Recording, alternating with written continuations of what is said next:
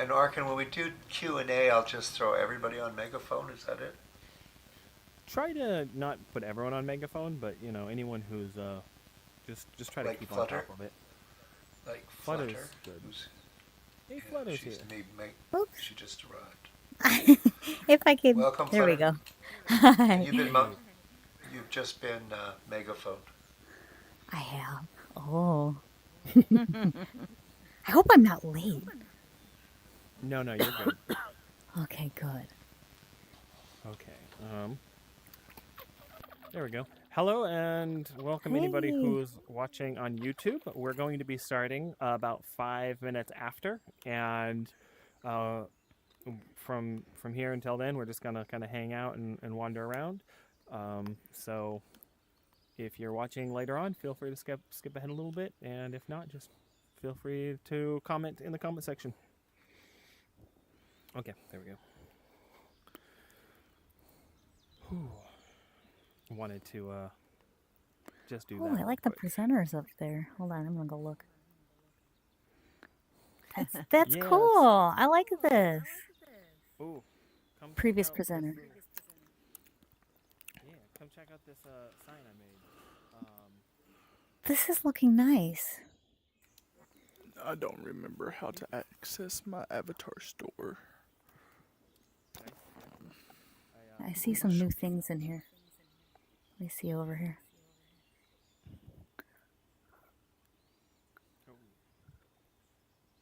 And all of those are connected to the other worlds I've done, so it's kind of like a little Cool. interconnected world list. What's the world creation like in band? Oh, look at this. Oh, I want to go in there. Okay, not yet. I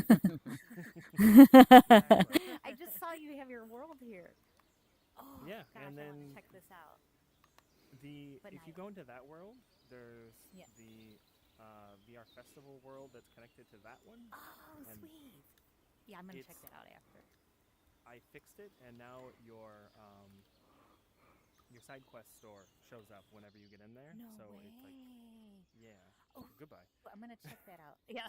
Someone already went in there. Maybe I shouldn't have pointed it out. But I like the additions you've made, like the previous presenters and some of the signage. Looks nice. Go ahead. Yeah, sorry. Thank you. Oh, I was saying they're Jake, a little too yeah. excited to run in. I know, right? Yeah. And he's gone. Right. What's the world and avatar creation process like in Banter? It's a little bit more complicated, Okay. but it's also completely not free. Shaders are limited, and the avatar creation, you can't do a lot of like complicated shaders, and that's Yeah. specifically designed to reduce Mm-hmm. avatars that can crash worlds, because Absolutely. Okay, everything's kind of that makes sense. yeah, Yeah. everything's designed for mobile. Mm-hmm. Oh, okay. And That's awesome. yeah, anytime you make a world, you have to submit it to be featured, and as it has to maintain a 70 frames per second to be featured. So 70. Okay. Oh, cool. yep. And Neat. other than that, Cool. you make it in Unity, and they have a bunch of resources and a community to kind of help put things together.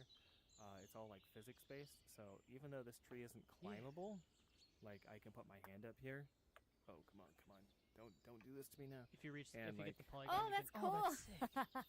yeah, No way. if you see a flat surface and you put your hand on it, you can pull yourself Nice. up. Oh, okay. That's dope.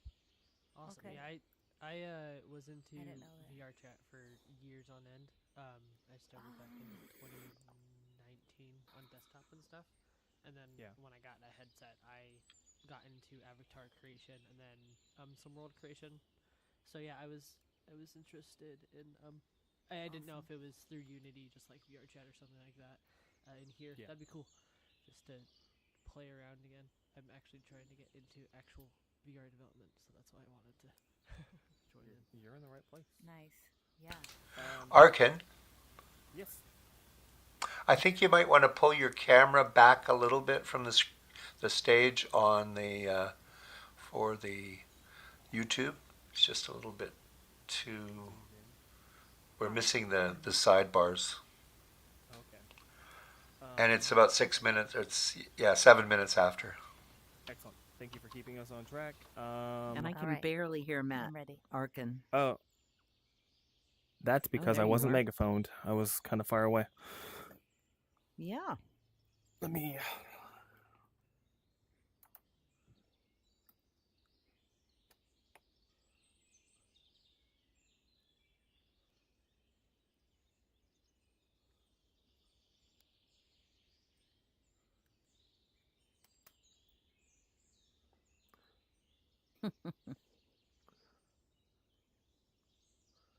Okay, there we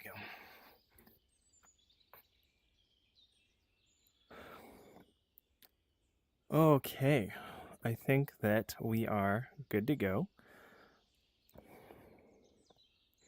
My hands are just gonna flop here for a minute.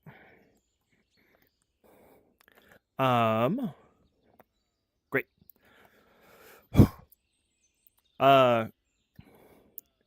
Good morning, good afternoon, and night, depending on where you're from. I'm your host, Arkin, or Matt, for those of you in real life. Today, our moderator is very, very nice. So if you have any questions or any problems, contact him and take a look. In the future, when I say put your hands together, what I mean is jump up and down. And if you're in VR, you can depress your left thumbstick and get to your, like, a little emoticon. So you can do like little happy faces. So that's great. With all of that out of the way, welcome to the VR Creator Club, presented by Virtual Odyssey VR. If you're We're here, we focus on VR and XR content and creators to network and help gather information and community. If you want more information, feel free to contact me after the event, or contact me on Discord. I have the same name, Arken, Arken. And the back room has a lot of information and links that you can click on. Everything has buttons that you can click on. Banter will send you to those destinations. And then you can also watch this presentation and all the other presentations on the Virtual Odyssey VR YouTube, or check them out in the back right or the back left for you in this world. And today's speaker is Dr. Donna Davis. She is a professor and founding director of the Immersive Media Communications Master's Program at the University of Oregon. And today she will be talking about strategically building an audience and community in XR. For full transparency, I did go to the University of Oregon and I did go through that program. It was a fully remote program, but I did attend in person, and it was a very good experience. I met a lot of great people and learned a lot of great things. And that is honestly why we're here today, because this is part of why I built that out. So with all of that out of the way, this is the part where you put your hands together and please make some noise introducing Dr. Donna Davis. Yay! Thank you so much, Matt, also known as Arkin. And can you hear me okay? Yeah. Yes. Perfect. Okay. Well, let's jump right in. I'm so happy to be here. Thanks for the invitation, Matt. And so I'm going to, today, as we're talking about strategically building audience and community in XR, this is coming right out of some of the things that we teach in this program in immersive media communication.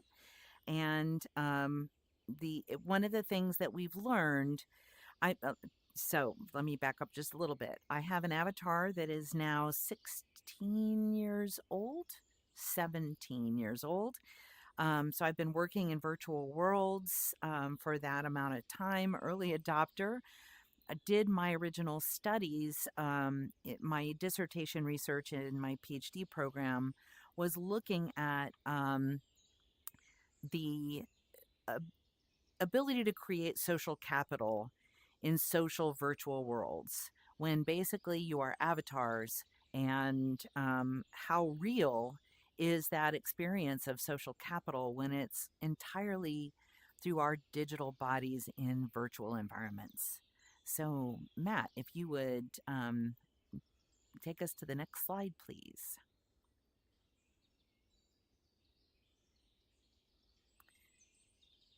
And did the slide progress? Yes, there's a little bit of a delay. Let's see. Yes. Let's start with strategy.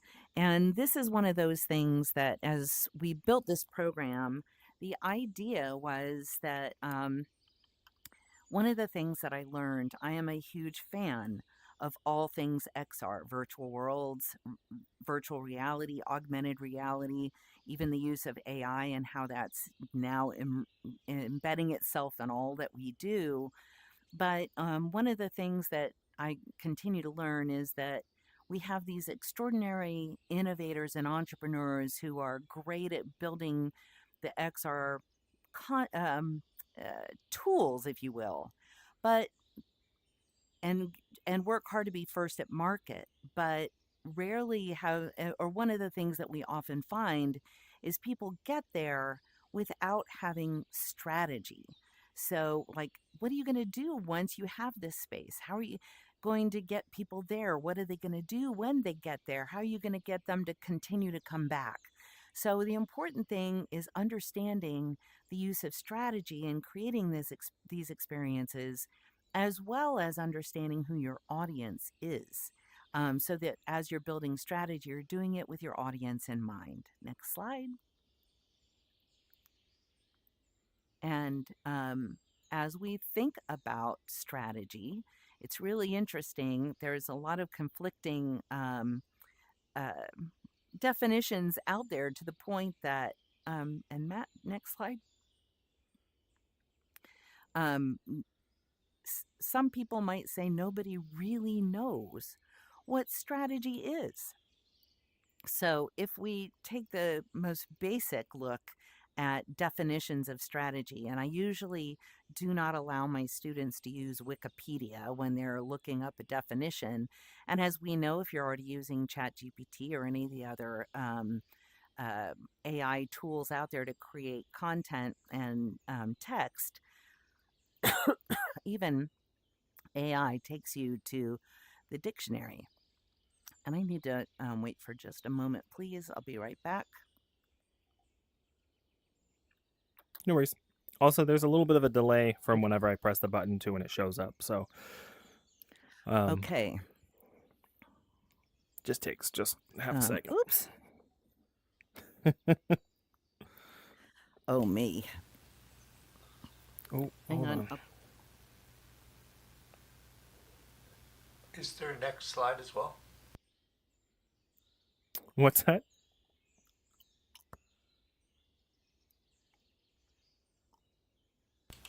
I heard her say next slide. I don't know whether you switched to the next one or not. I think she was meaning this one. It was on a little bit of a delay. Oh, I see. Okay, perfect. Thanks.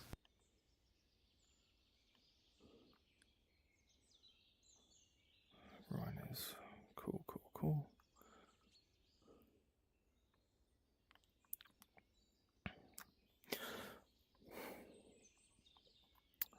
Where are we at? Okay, there we go.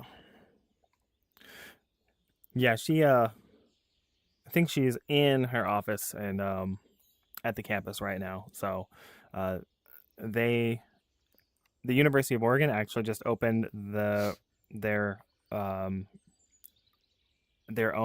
reality lab. There we go, and has a bunch of headsets, a bunch of really nice computers, and everything that's like used for putting stuff together. They even have the Snap AR glasses that they've been using, which has been really great. And one of the other professors, they have like Snap students, so they put together all these different experiences and work with like the University of Oregon. They were not the University of Oregon, the state of Oregon. They put some stuff together for stuff like that. So it's been pretty great.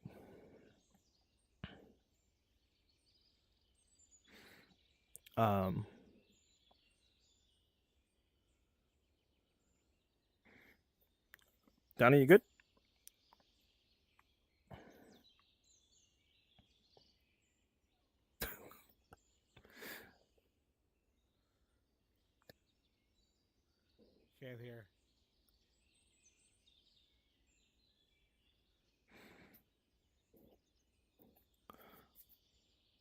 Boop, boom, boop, boom.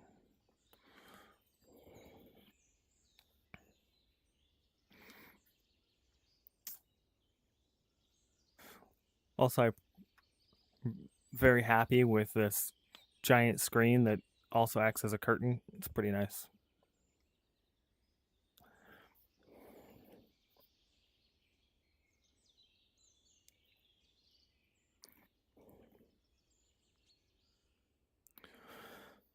Hmm.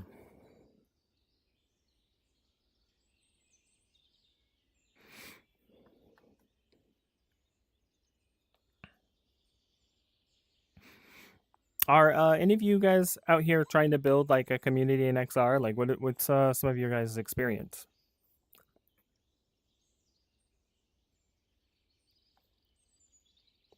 No, no one. That's my microphone.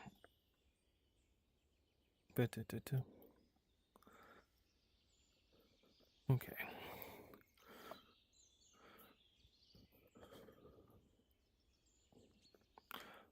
Hmm.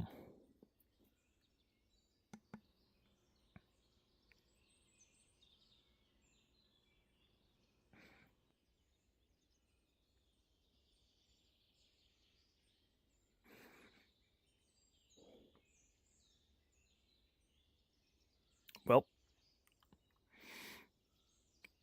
she just went to back to the front. She'll be right back. Can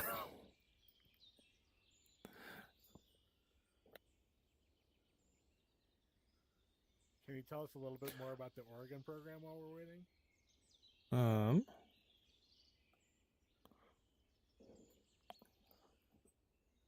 Sorry, I built this too big.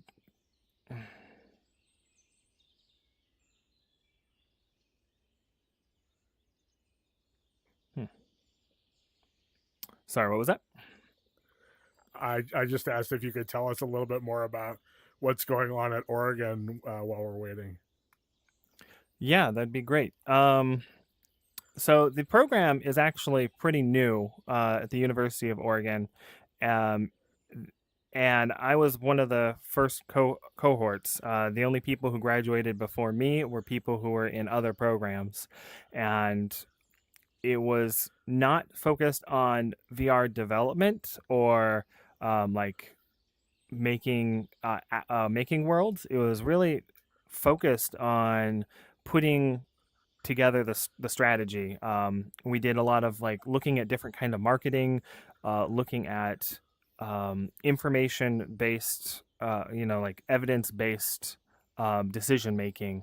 So one of the things that we did is we did a deep dive into the marketing, and then we also did a deep dive into the ethics, and that was actually a lot of fun because in one class they were saying these are the marketing strategies that we use, and then the ethics class were like, also we acknowledge that some of these marketing strategies that industries use have positive and negative effects. So really deep diving into that, looking at like all the different what you might call metaverses throughout like because Meta made their platform, and then you have VR chat, and then you have this platform, and there's so many different platforms that you can look at. And we actually jumped from different ones, looking at like how people interact with each other. We even had one of our classes in Horizon World where we built out. It was a UX UI class, and we built out an entire world based together based on that. Also, I apologize. There is a train that's pretty close to my house, so if you guys can hear that, I apologize. But normally people can't, so it's only me. Um. So yeah, it's really just like a deep dive into why are we building in VR or and XR instead of just doing it. And one of the things that I've really seen as I've gotten more and more into it is you have all these developers who you have two team members. You have one who is the programmer and one who is the artist, and nobody who thinks about like what they're doing and why they're doing it, and like if what they're doing is going to be sustainable long term or good for people. So that's one of the things that we really focus on, or the program really focuses on. It's actually kind of interesting because the University of Oregon is mostly in Eugene, and they've just opened a new campus up in Portland that the program is based out of. So most of the people who are in that program are based out of Portland. Donna, how you doing? Are you muted? If you press on your left controller, your top button, it should be your Y button. You might unmute yourself. Are you on your headset? Okay. You can also, if you press your right top button, the B button, it'll bring up the menu on your top right corner. It will have a megaphone icon, and if that's red, then we won't be able to hear you. And then that's how you can also megaphone yourself. Well, I don't think you have that one, but that's where that's at. And if you want, you can rejoin just on your desktop, and that might flow a little bit easier. Yeah, okay.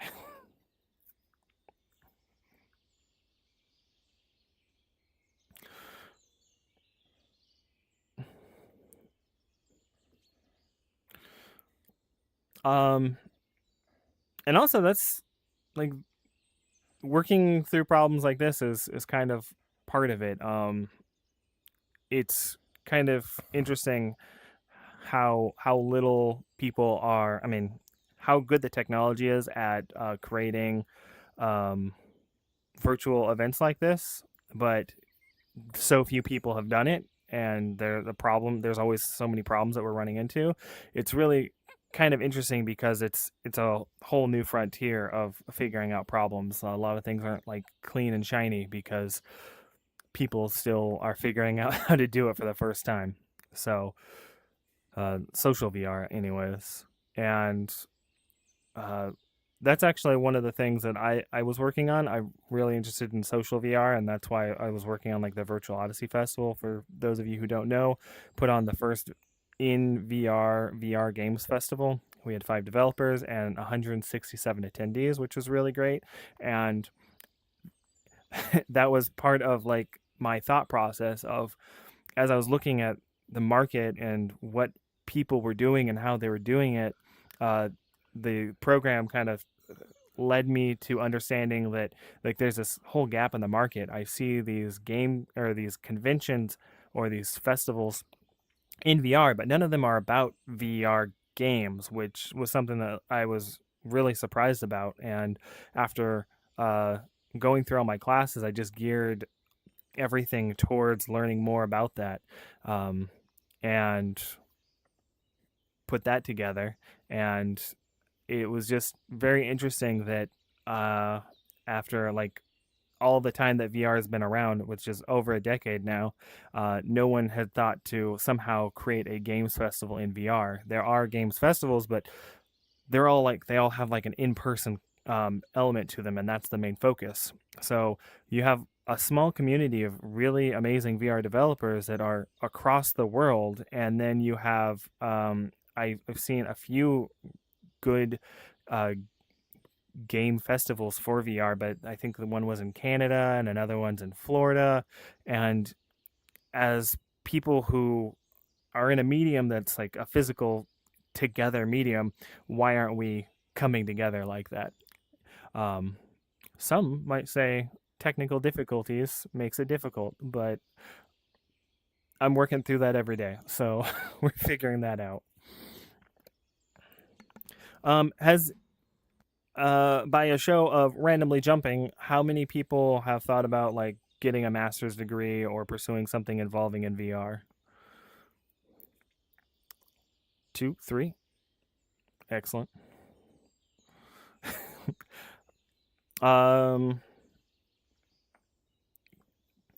Does anyone who's that? I said Oh, I already did it. Been there, done that. what was your program about, and like did it like Yeah, it's a good involve question. XR? I did software engineering at Brandeis through their extension school, Mm-hmm. and then I turned around and did a master's in computer science at a fairly disreputable place called Nova Southeastern University, where I focused on VR exer gaming, like exercise gaming.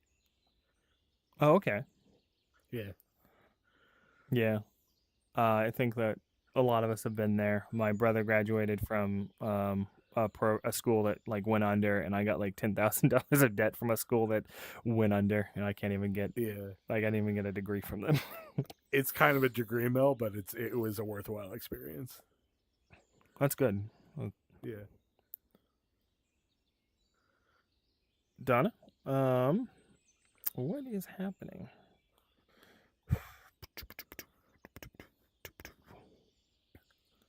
I don't know.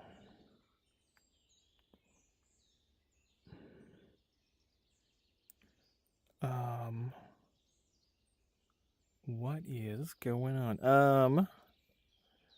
Still got some time. Were you able to get in on your desktop or no? Interesting.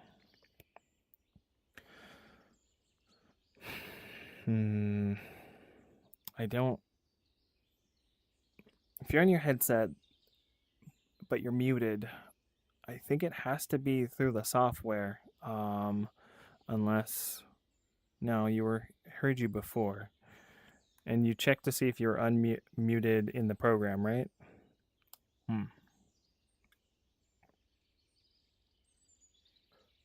Dang it. Has she tried completely resetting the computer? Well, she's on her headset, and I think that's what she was doing just a minute ago. Okay. Which I don't think that this is a. If She's on if you quest 3. look in the bottom left corner of your display, do you see a red microphone with a slash through it? Well, once it's been on for a little while, it fades away to nothing. So she wouldn't even see it. Yeah.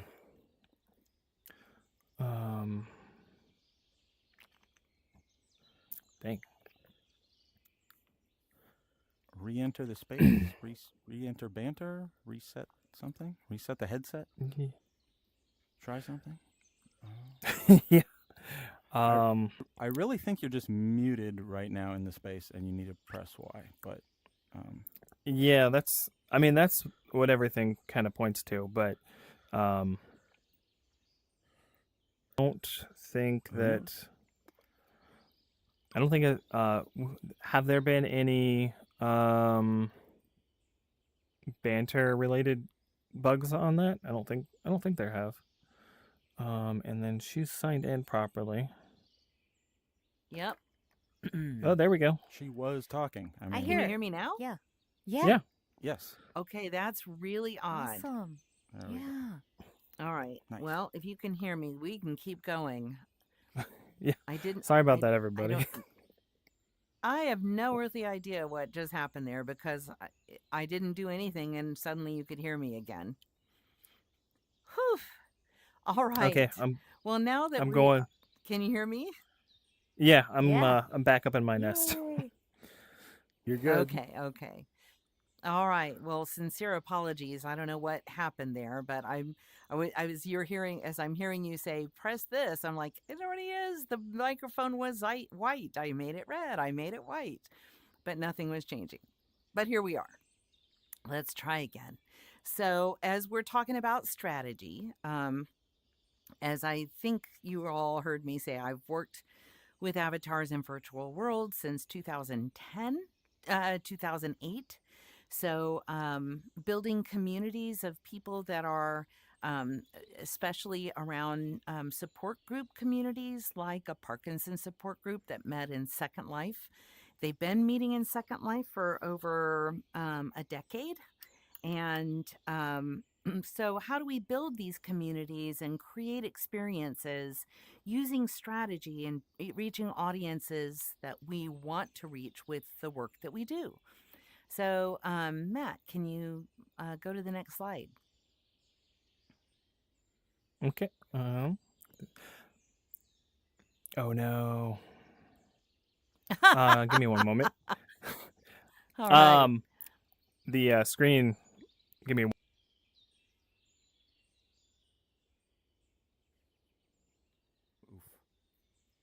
This is what happens when we're early adopters and we're the ones that get to work all the bugs out, right? Yeah, yeah. Yep. The screen broke real quick. Give me 1 second. I'll get it right back up.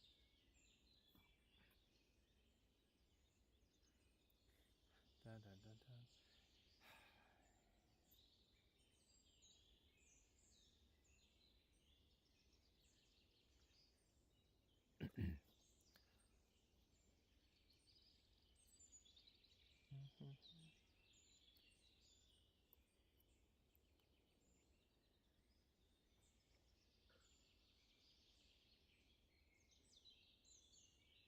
Okay, there we go. If Matt, I everyone can barely rejoins, hear then you. the screen will be there.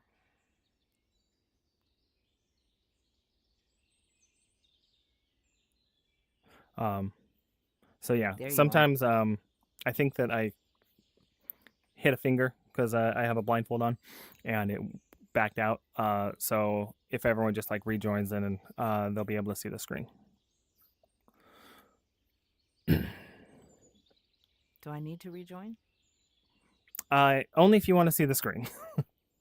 Well, I've actually got the YouTube channel up, so I can watch it on there. How about that? Well, that should work. Ooh, I need to.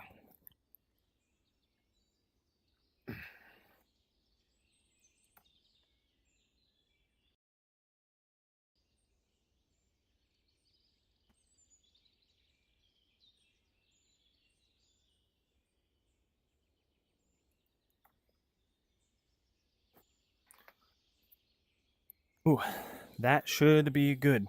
The Uh-oh. There we go. The YouTube will be a little bit behind, so gonna have to be patient on that one. But we're on the yellow one now. So Okay. With what is strategy? what is strategy? Okay. And on the YouTube channel, I see the back of the screen. It's gonna be a little Here bit we are. behind. All right. Gotcha. All right.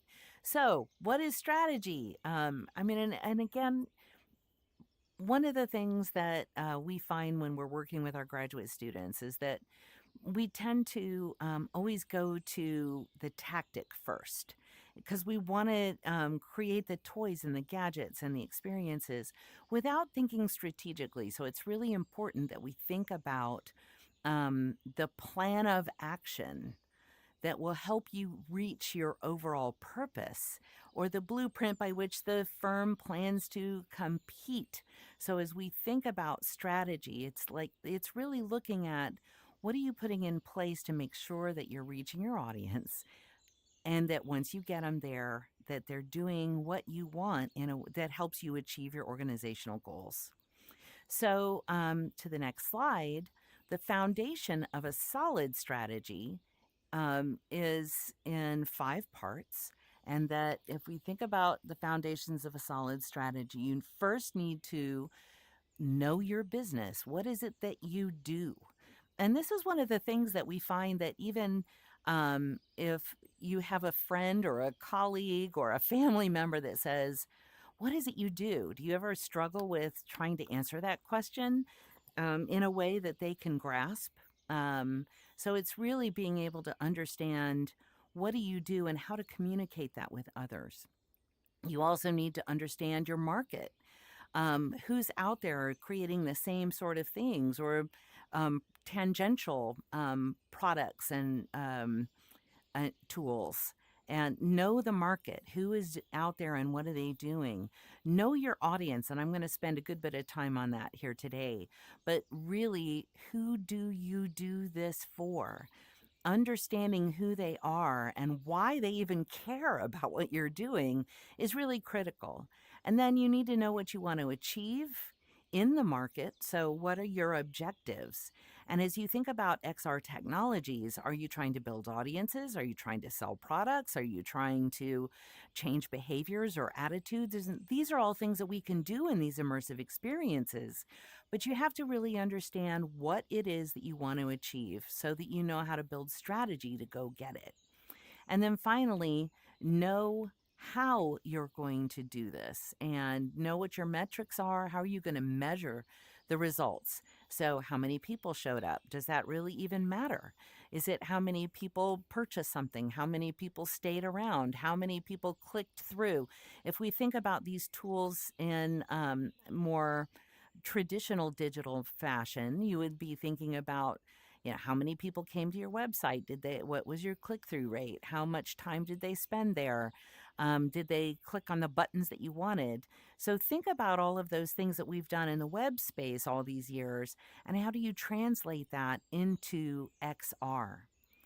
At the center of all of that is the next slide, and that is being able to define and understand your target audience. Who are these people? And we're going to sort of blast through these slides, so the delay might be a little bit problematic, but the next slide would also then be when you're defining your target audience and understanding who they are. I'm going to also go to the next slide and say you can never know too much about your target audience, ever. You cannot know too much about them. Trying to understand who they are, like what they're doing, it takes some time and effort. So if you go to the next slide, perfect. The framework for doing strategy you'll see is in multiple columns.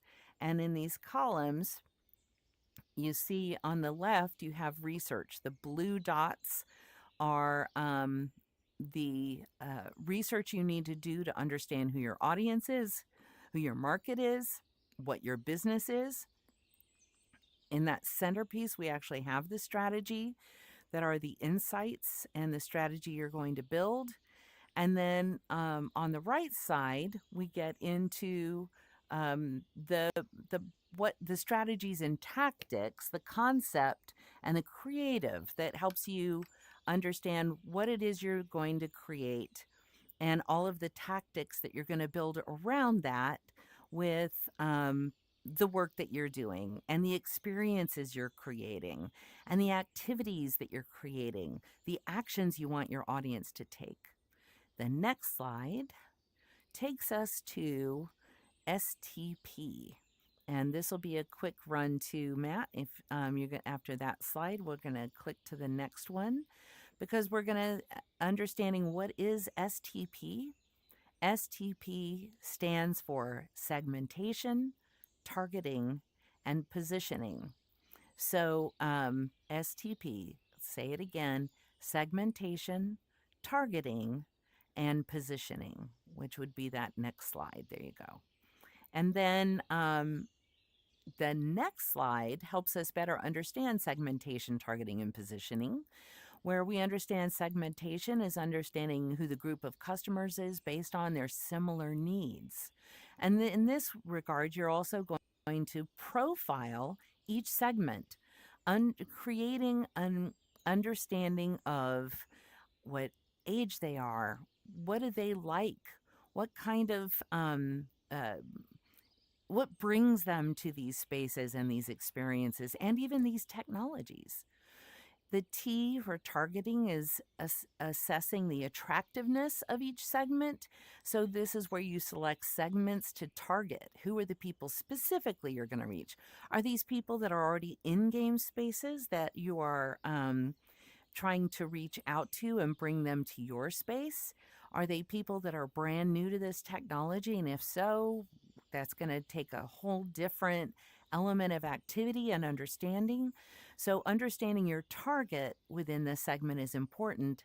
And then the P, the positioning, is defining the value proposition for the target audiences, where you will develop your action plan.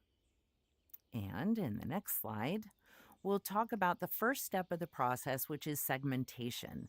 And in this part of the process, this is where you group your customers with similar needs into customer segments, and then determine the characteristics of the customers. For example, a company that sells the example on the slide is, if you sell packaged tea leaves, you might have two customer segments. One would be price insensitive, and then the other might be relatively price sensitive customers. So price sensitive customers may have lower incomes, but perhaps buy tea frequently and know a lot about the product category. So this is kind of their jam. They don't have a lot of money to spend, but it's important to them. I live in the Willamette Valley, so I am very familiar with wine drinkers and understanding wine audiences. And sometimes they might not have a lot of money, but they're willing to spend it on a really good wine. So that is understanding who is your audience and why are they going to care about what you have for them. Next slide is the benefits of segmentation to organizations and customers. So as you look on this left side, the benefits to the organization are helping you identify and fulfill needs. It helps you with better product design. It helps you with more targeted promotions. One of the things I tell our students all the time is you don't want to do what we've in the past called random acts of marketing, where you just are kind of throwing it out there and hoping it sticks on somebody and something. And of course, you're going to increase customer satisfaction with that as well. On the benefits to the customer, the consumer, it's creating convenience and time savings. You're creating tailored products and services. You're also going to be creating relevant offers. You're giving them what they want. And of course, you also then offer a personalized experience because you understand who they are. In our next slide, the characteristics of a useful segment are that you can identify them. They are a substantial group of people. You want to make sure that you're putting your effort where there is an audience that's going to help you achieve what you're looking for. They have to be accessible. And I was just working with a student who's finishing their project. It'll be defending in just a couple of weeks, and their audience is the elderly demographic. And for elderly populations, accessibility, and of course the work I've done in the past also with people with disabilities or people who are immune compromised. Accessibility is so important. What kind of internet access do they have? Accessibility has already been something we've experienced here today, as I was having my own challenges with accessibility to getting onto the stage and you hearing me. Having a stable platform is so important. How are you differentiating yourself from others? And of course, the other important part is actionable, that you want to have an audience that you can reach, and there is an action that they can take when they get there. So in the next slide, we also have segmentation. When you think about B2C, there's B2B and B2C. I don't know how many of you are engaged in the marketing field, but business to B2C is business to customer or consumer. So as you think about how you are segmenting your audience to your customer, you have to understand, where are they? As we were talking about clocks and having clocks in here, so that people knew what time things were starting and ending. It's important to think, where are they, and what is their geography, understanding their demographics, what is their age, their income, their gender, marital status, family size. This may or may not be important, but it's important to think about these things so that you can work through them as you're identifying the activities you're going to bake into your experiences and your platform so that people can um, are there because you know who they are and they want to be there. Psychographics are those lifestyle, the personality, the activities, the things they like to do, and their opinions. Getting them in there because they want to be part of this.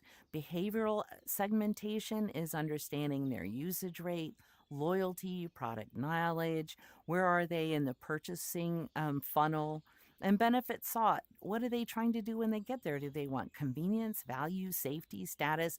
These are the kinds of things that you have to understand when you're talking about your audiences. So, with that in mind, next slide is helping us understand what are our consumer motivations. Why do they want to be here? And what are they going to do when they get here? There's a really classic example that I use in my class with our students that you may have read many years ago. It made headlines, actually, just a couple of years ago, where the European Union spent millions of dollars to create an anniversary experience in the metaverse. And I think 6 people showed up. They didn't understand who the audience was, how to get them there, and what were their motivations. So with our next slide, it's important that we start with the question, why are consumers using virtual spaces? And understanding the audience and their emotions and their psychology. Why are they using virtual spaces? It's because they want to connect with others. For some, it's escapism. For others, it's entertainment. For students in my program, it's because they have to be there. Are they obligated to do it for their job? Is it something, but understanding why are they here and why a virtual space instead of a physical space? Why is this going to make any difference to them? Next slide. Think about it as extension versus escape. And in this report, the Vice and Razorfish did a Gen Z metaverse report that looked at why is Gen Z in the metaverse, and it's not just escape, but for Gen Z, it's often an extension of their reality. And it was really fascinating in this slide that you'll see that for some of them, they become part of the maker community. You guys you're at a place called VR Creators Club. So are you creating content because you're making money or that you want to? Are you Gen Z? Gen Z is in here and they are doing these things. So you can kind of scroll through and see what is it that they want, but they look at it very much as an extension of their reality. Next slide. It's also important to understand the drivers of excitement for virtual spaces. So in this McKinsey report, they looked at the value creation in the metaverse and found that approximately 60% of consumers are excited about the transition of everyday activities to the metaverse. And it's really interesting because this was a report from 2022. And we know that some things may have changed in that time as the hype around the metaverse in 2020 was still really cooking along even in 2022. So, but these were the drivers that in 2022 were important, and it's important to stay on top of this and understand, are they in there because they want to connect with other people, because they want to explore, do they want to meet and collaborate, are they creating alternative personas of who they are that they can experience in these virtual worlds? And there's lots of reasons behind that. That's the work and study that I do. And then next slide. It's the top 5 activities for why they look forward to shifting a range of activities into virtual worlds. They want to be able to shop there. They want to be able to be social in these spaces. They want, interestingly, fitness and VR exercise has become a hugely popular thing for people to do in virtual worlds. People are dating, and this always makes headlines too because people have a hard time understanding it often. but they want to find a partner or a companion. And then this final fifth activity that's most important are educational classes and learning events. So, what kind of activities are you building into your space that answers these demands from the audience and what they want to do in virtual worlds these days? So, next slide. Remember that we are also the consumer. And about 79% of consumers active in the metaverse have made a purchase mainly to enhance their online experience. So while my avatar in here comes from templates that are available as freebies, think about how many times, and as I look around at the audience here, have you made in-game purchases and to upgrade or customize your avatar? Are you buying virtual cosmetic items, real world items? So that's that. Can you purchase a product in a virtual world that connects to a purchase in the physical world? Are they using NFTs? That is also one of those things that's in flux, and I think we're going to still see it come back in a big way, just like QR codes did. Virtual real estate. We are in a virtual space right now that takes up bandwidth and server space that comes with a cost. And of course, in most virtual worlds, virtual real estate is also goes to that. Do you have a home there? Do you have a business there? And then 21% of respondents have other. So there's all sorts of other reasons that people come to virtual worlds. And our next slide would take us to consumer identity. And before I get into identity and understanding your customers, and I'm happy to share these slides, I feel because we're already at about 5 till 1, I really would like to take a pause here and ask if there are questions from the audience.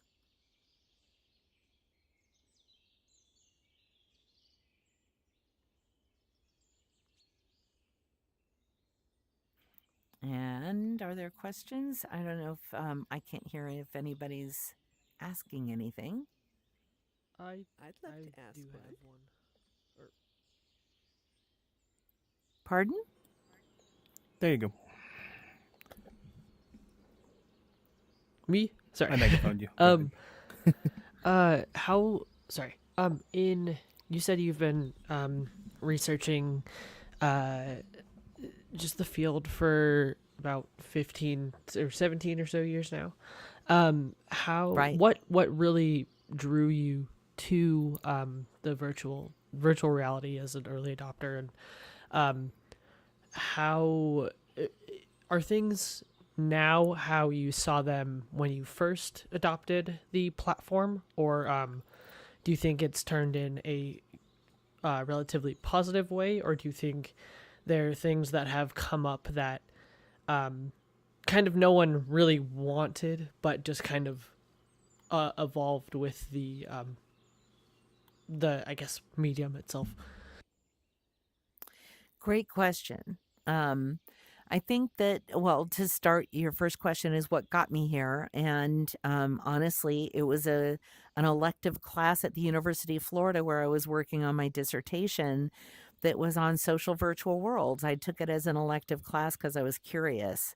And that was 2008. And it blew my mind. The idea of avatars in virtual worlds was something I had never even considered. I have a son who is a gamer, but using a virtual world as a social space and as a purchasing space was something that had never entered my mind. But I was blown away by the power of it. And that really put me on this path of trying to understand virtual worlds. How it's changed in that time, I would say, is complicated because I think that to a certain extent, adoption has been vast in the game spaces as we see millions and billions of people globally that are already in game spaces. Virtual reality has been slower to achieve adoption. And I think that's because of the cost of a headset. It's because of the challenges of the technology. And it's because of many of the other things I've discussed when we talk about understanding your audience and accessibility. Accessibility is still a big issue, and a lack of understanding of what these technologies are all about have made adoption beyond the game spaces much slower than I anticipated. And yet, I think it's going to continue to evolve in a very stable pace. XR is not going away. Awesome. Thank you. You're welcome. Any other questions? Yes. Can you hear me? You referenced No. education. You can't hear me. I cannot hear her. Ma'am, Who is it? Okay. It's me. who's speaking? Okay, give me one moment. There you go. Okay, now do you hear me? Yes, I do. Great, hooray.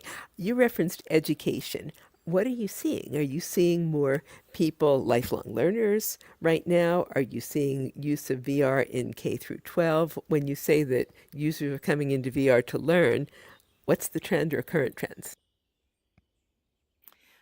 Again, I think that's there's a pretty broad answer to that. The answer is everything. There are schools and programs that are very much engaged in K through 12. If you're familiar with Immersive Learning Research Network, there's a whole network of educators across the globe that are working in these spaces, and especially with children. And at the same time, we understand that virtual reality with children is something that still needs to be understood and researched for the safety of children. I would say there are also very specific uses for VR in education, especially as you look at fields like health, where they are absolutely adopting VR. And I need to excuse myself one more time. I'm so sorry.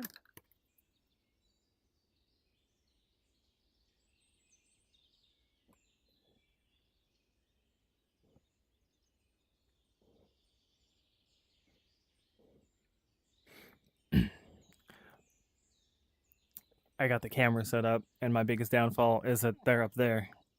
The controls are. So I can't do it down here.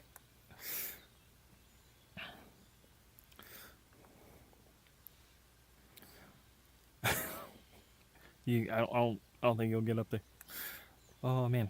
Yeah, so we have about another minute left. And apologize for the technical difficulties. That is something that happens. But we can still kind of hang out and talk and ask questions. And I'll hang out for a little bit afterwards. But I'm gonna say that now that it is 1 o'clock, the official event is over, and I'd like to thank all of you for coming. I've been working on this map, and we're always looking for interesting speakers or anybody who would like to share their experience in VR or their XR, what they're doing in XR.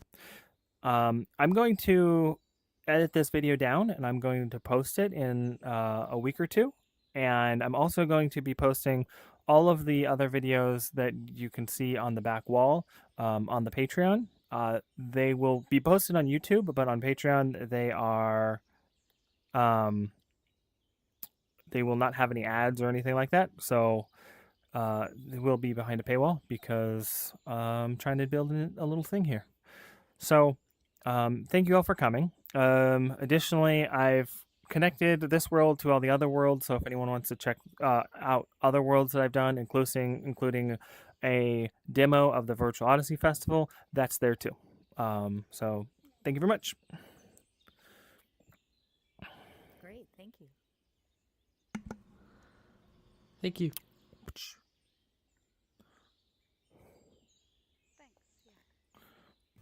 Thank you.